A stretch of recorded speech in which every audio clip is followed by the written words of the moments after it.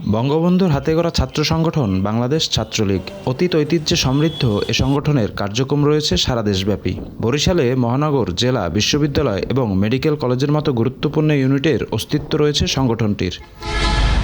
কিন্তু বৃহৎ এ ছাত্র সংগঠনের বরিশালের ইউনিটগুলো ভুগছে নেতৃত্ব সংকটে। সাংগঠনিক কাঠামো না থাকায় সুযোগ কমেছে নতুন নেতৃত্ব তৈরির। পদপদবি না থাকলেও স্বপ্রণোদিত হয়ে অনেকেই জড়িত বৃহৎ এ ছাত্র সংগঠনের রাজনীতির সঙ্গে। প্রতিষ্ঠার ১৩ বছরেও বরিশাল বিশ্ববিদ্যালয়ে নেই সংগঠনটির কোনো কমিটি।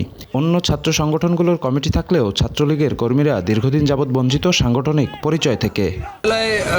১৩ বছর পরেও বিশ্ববিদ্যালয় ছাত্রলীগের কোনো সাংগঠনিক কাঠামো এখন পর্যন্ত হয়নি। ছাত্রলীগের একটা সাংগঠনিক কাঠামো হোক, সবাই একটা পরিচয় পাক, এটাই আমাদের প্রত্যাশা। ৯ বছর যাবৎ কমিটি শূন্য শেরেবাংলা মেডিকেল কলেজ ছাত্রলীগ।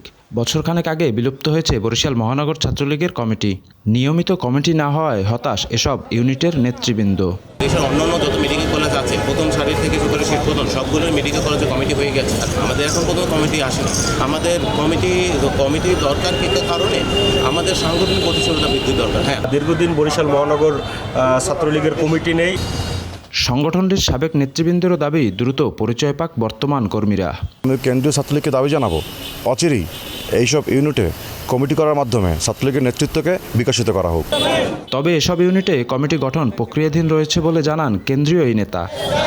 আমরা সংগঠনের গতিশীলতার স্বার্থে খুব শীঘ্রই সাংগঠনিক কর্মকাণ্ড জোরদার করব।